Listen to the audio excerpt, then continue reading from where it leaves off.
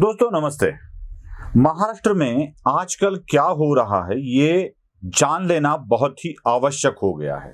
लोग ऐसा समझते हैं, लोग ऐसा मानते हैं कि केंद्रीय जांच एजेंसियां महाराष्ट्र सरकार के खिलाफ जानबूझकर पॉलिटिकल हेतु कार्रवाई कर रही है। लेकिन सच में ऐसा है कि और भी कुछ बातें हैं, ये भी जान लेना जरूरी बन गया है। उद्धव ठाकरे की फैमिली के ऊपर जो भी कुछ कार्रवाई हुई, मतलब वो फैमिली है क्या, रिश्तेदार कह सकते हैं, फैमिली मेंबर्स आप कह नहीं सकते, क्योंकि अपने बीवी के भाई को हम फैमिली नहीं मानते हैं, रिश्तेदार मानते हैं। तो रिश्तेदारों के ऊपर कार्रवाई हो रही है, ये परिवार के ऊपर की कार्रवाई ऐसे बताई जा रही है। और वैसे भी जो भी कुछ पाटनकर ने किया है वो तो दुनिया के सामने आना चाहिए, ना कि पाटनकर की अब गिरफ्तारी हुई है, ना कि पाटनकर को किसी चौकसी हेतु बुलाया गया है। बस पाटनकर की व्यवसाय में जो भी कुछ पैसे लगे हैं वो मनी लॉन्ड्रिंग के तहत लगे हैं। मनी लॉन्ड्रिंग का सीधा सीधा मतलब यह है कि आपके पास जो भी सोर्स जानने के सिवा पैसे है, मतलब सोर्स नहीं है लेकिन आपके पास पैसे हैं, उस पैसे को, मतलब ब्लैक मनी को आप व्हाइट करने की जो कोशिश करते हैं उसे मनी लॉन्ड्रिंग कहा जाता है। और यही मनी लॉन्ड्रिंग का पैसा श्रीधर पाटनकर की कंपनी में आया और उसी कंपनी में से एक रियल एस्टेट एजेंसी बनी। अब इसी के बारे में चौकसी हो गई, उसी के बारे में बहुत सारी बातें सामने आई और उनकी बिल्डिंग के 11 फ्लैट्स सील किए गए। सच सामने लाना, अगर ये कार्रवाई है, मतलब किसी आपके रिश्तेदार के ऊपर, मुख्यमंत्री के रिश्तेदार के ऊपर कार्रवाई होती है तो इसे गलत कहा जाता है। नवाब मलिक का मामला सीधे सीधे सामने आ रहा है। यह पता चल रहा है कि नवाब मलिक टेरर फंडिंग में अटके हुए हैं। वैसे ही पैसों की लॉन्ड्रिंग हो चुकी है अनिल देशमुख के मामले में। वहां तो एक व्यक्ति का खून भी हो चुका है और कई भयंकर घटनाएं हो चुकी है। इसके ऊपर केंद्र सरकार पर लांछन लगाए जा रहे हैं, लेकिन राज्य सरकार सच में क्या कर रही है ये देख लेना जरूरी है। महाराष्ट्र के मंत्री जितेंद्र आव्हाड या उद्धव ठाकरे मुख्यमंत्री है या संजय राउत जो सरकार के प्रवक्ता बनकर आजकल घूम रहे हैं, वो बार बार यही बात दोहराते आ रहे हैं कि हमने कहां किसको तकलीफ दी है। क्या राज्य सरकार किसी को तकलीफ दे रही है? चलो मैं आपको यादी गिनाता हूं, लिस्ट गिनवाता हूं, आप गिन लीजिए कि महाराष्ट्र की सरकार ने सिर्फ रिश्तेदारों को ही नहीं, परिवार को भी किस तरह की तकलीफ दी है, क्या क्या हुआ है। आप सीधा परिवार के ऊपर अटैक करते हो, यही मैं दिखा रहा हूं। आप जानते हैं पश्चिम महाराष्ट्र के सोलापुर जिले के बार्शी विधानसभा क्षेत्र के विधायक है राजा राउत, जिनको राजेंद्र राउत नाम है उनका, राजा राउत कहा जाता है। अब ये राजेंद्र राउत महोदय पहले शिवसैनिक थे। उन्होंने ही राष्ट्रवादी कांग्रेस के दिलीप सोपल को परास्त किया था, लेकिन जैसे ही दिलीप सोपल चुन के आए वो शिवसेना के खेमे में जाके बैठे, राजा राउत वहां से निकल गए। लेकिन फिर दिलीप सोपल राष्ट्रवादी के खेमे में चले गए और उन्हीं दिलीप सोपल को परास्त कर इंडिपेंडेंट विधायक के रूप में राजा राउत चुन के आए। अब राजा राउत के ऊपर का गुस्सा पुलिस के द्वारा निकाला गया। सिर्फ राजेंद्र राउत को नहीं, उनके बेटे को धमकाया गया। महाराष्ट्र विधानसभा के विधायक को एक पुलिस इंस्पेक्टर धमकी देता है कि तुझे भी देख लूंगा, तेरे बच्चे की जान को तो खतरा ही होगा। यहां तक ये चला जाता है, एक विधायक के बच्चे को उसकी जान लेने की धमकी दी जाती है। राज्य के गृह राज्य मंत्री वहां जाके मीटिंगें करते हैं, कार्रवाई कुछ नहीं होती है। राजेंद्र राउत का लड़का तकलीफ में है, खुद राजेंद्र राउत तकलीफ में है, फिर भी महाराष्ट्र की सरकार कहती है कि हम आपके परिवार के ऊपर कहां कुछ अटैक कर रहे हैं। चलो एमएलए पर कितने गुनाह है ये भी देख लीजिए। एक एमएलए है रवि राणा, जो विदर्भ के अमरावती से आते हैं। रवि राणा के ऊपर गुनाह दर्ज हुए, उनकी पत्नी के ऊपर गुनाह दर्ज हुए। शिवसेना के परास्त सांसद, पूर्व सांसद और अब इस इलेक्शन में परास्त हो चुके हैं, वो उनकी पत्नी के कास्ट सर्टिफिकेट को लेकर कोर्ट केस करते हैं, जीतते भी है। उनके ऊपर क्राइम रजिस्टर्ड होता है। रवि राणा के ऊपर वो उपस्थित नहीं है, फिर भी क्राइम रजिस्टर्ड होता है। उनकी गिरफ्तारी की साजिश होती है। एक बार तो ऐन दिवाली में उनको गिरफ्तार किया जाता है, फिर भी महाराष्ट्र की सरकार कहती है कि हम किसी के परिवार को तकलीफ नहीं दे रहे। राणे परिवार की बात लीजिए। नारायण राणे खुद केंद्रीय मंत्री है, उनकी कुछ घंटे के लिए ही सही लेकिन गिरफ्तारी कर ली गई। उन्होंने कहा क्या था, अगर मैं वहां होता तो मुख्यमंत्री को एक कान के नीचे बजाता। अगर मैं वहां होता, वो भी गलती के कारण। अजम्पशन, अगर होता तो, गर करता तो उनका इरादा ही मारने का था, ऐसा कहकर उनके ऊपर क्राइम डाला गया।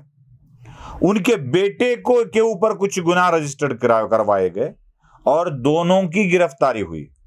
बेटा विधायक है, पिता मंत्री है केंद्र में, फिर भी महाराष्ट्र की सरकार ने पिता पुत्र की गिरफ्तारी करवाई, उनको कोर्ट के चक्कर लगाने पर मजबूर कर दिया।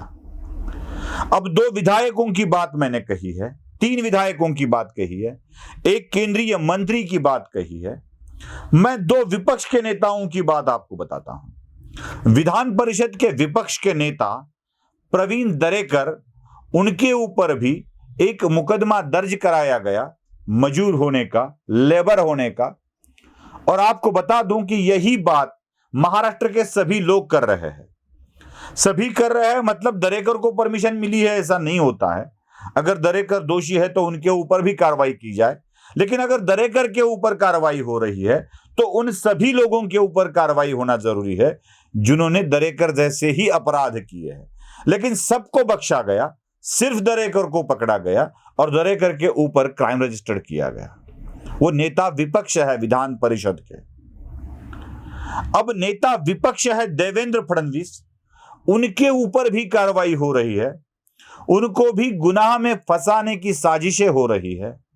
न केवल उनको चौकसी के लिए बुलाया है, न केवल उनको साक्ष्य के लिए बुलवाया है, बल्कि उनके ऊपर कैसे उनको सह आरोपी किया जाए, इसकी साजिशें मुंबई की पुलिस रच रही है। फिर भी महाराष्ट्र की सरकार कहती है हम न किसी के परिवार को तकलीफ देना चाहते हैं, न किसी के ऊपर झूठे गुनाह रजिस्टर करवा रहे हैं। कितने कितने उदाहरण मैं आपको बताऊं। सिर्फ यहां तक बात नहीं आती है, आप देख लीजिए पत्रकारों की गिरफ्तारी हो रही है। मतलब अर्णव को गिरफ्तार किया गया, राहुल कुलकर्णी को गिरफ्तार किया गया, फिर भी महाराष्ट्र की सरकार कहती है कि हम ऐसा नहीं करते हैं। पत्रकारों के ऊपर या कुछ अभिव्यक्त होने वाले लोगों के ऊपर भी हमले हो रहे हैं, वो भी घर पर। अगर मैं समझूं, चलो अर्णव को गिरफ्तार किया था, राहुल कुलकर्णी को गिरफ्तार किया था। एक साहित्यिक है श्रीकांत उमरीकर, जो उसंत वाणी लिखते हैं, एनालाइजर पे भी वो बात करते हैं। लेकिन श्रीकांत उमरीकर ने एक कविता लिखी जिसके ऊपर पाकिस्तान का नहीं, हरा झंडा दिखाई दिया और उसके ऊपर शिवसेना लिख दिया। मतलब शिवसेना भी अब मुसलमानों के साथ चली गई है, यही उनके दिखाने की कोशिश थी। मैं आपको कुछ तस्वीरें दिखाता हूं। श्रीकांत उमरीकर जो अपनी कविताओं में दिखा रहे हैं, अपने लेखन में दिखा रहे हैं, वही चीज बाड़ा साहब के इस फोटो में आपको दिखेगी। बाड़ा साहब भी अपने पोडियम के आगे मुस्लिम लीग का झंडा लगाकर भाषण कर रहे हैं। यही चीज फिल्मों में भी दिखाई गई है जो ठाकरे के ऊपर चित्रित की गई है। यही चीज अगर फिल्मों में आप दिखाते हो, खुद बाला साहब मुस्लिम लीग का झंडा लगाकर भाषण करते हैं, तो उमरीकर ने अपने कविताओं के प्रेजेंटेशन में झंडा लगा दिया, तो क्या गलत किया। इसी के कारण उमरीकर को धमकाया गया ना। उमरीकर को सिर्फ अकेले उमरीकर को धमकाया गया ऐसा नहीं है, उनके घर जाके 80 साल से भी ज्यादा जिनके पिता की उम्र है उनको धमकाया गया। आपको जानकर अचरज होगा, एडवोकेट अनंत उमरीकर ये वही व्यक्ति है जिन्होंने देश के स्वतंत्रता के समय, हैदराबाद मुक्ति संग्राम के समय जो भी कुछ लड़ाइयां हुई थी, जिन लोगों के ऊपर कार्रवाई हुई थी, उनके लिए केस लड़े थे। यही है, मतलब रजाकार भी आज शर्मिंदा हुआ, हंसता होगा कि यार कितने पागल है ये शिव सैनिक जो अपने लिए लड़े आदमी को ही ऐसा बोल रहे हैं। ये श्रीकांत उमरीकर के पिता को धमकी देना, सुशील कुलकर्णी के पिता के गर्दन के ऊपर चाकू रखना, और फिर भी सरकार का अगर ये दावा है कि हम किसी के परिवार को तकलीफ नहीं देते हैं, महाराष्ट्र की सरकार का हमारे ही परिवार को तकलीफ दी जा रही है। देखिए, स्पष्ट तौर पे अभी कहूंगा, अनिल देशमुख ने गलत किया था, वो अंदर है। अनिल परब ने गलत बनाया था अपना फार्म हाउस, वो भी अंदर जाएंगे। जिसने गलत किया है वही अंदर जा रहे हैं।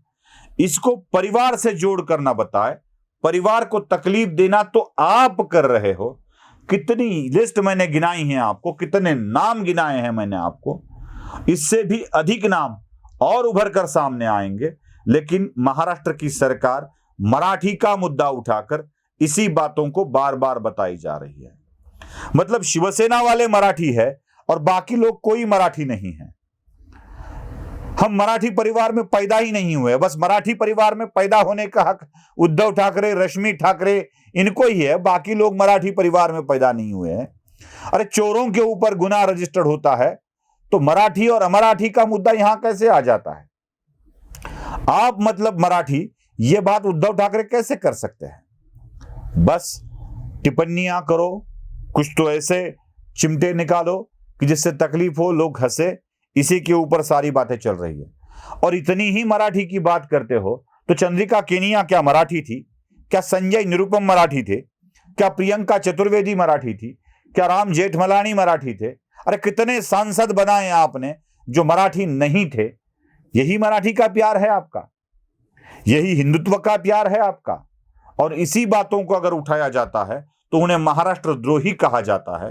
उद्धव ठाकरे सरकार के ऊपर अगर कोई टिप्पणी करता है तो उसे महाराष्ट्र द्रोही, मराठी द्रोही करार दिया जाता है। अगर इसके कारण हम मराठी द्रोही या महाराष्ट्र द्रोही साबित होते हैं तो हाँ, बार बार उद्धव ठाकरे सरकार की कमियों को हम गिनाएंगे और उसी के कारण जो आरोप लगाना है आप लगा सकते हैं। धन्यवाद।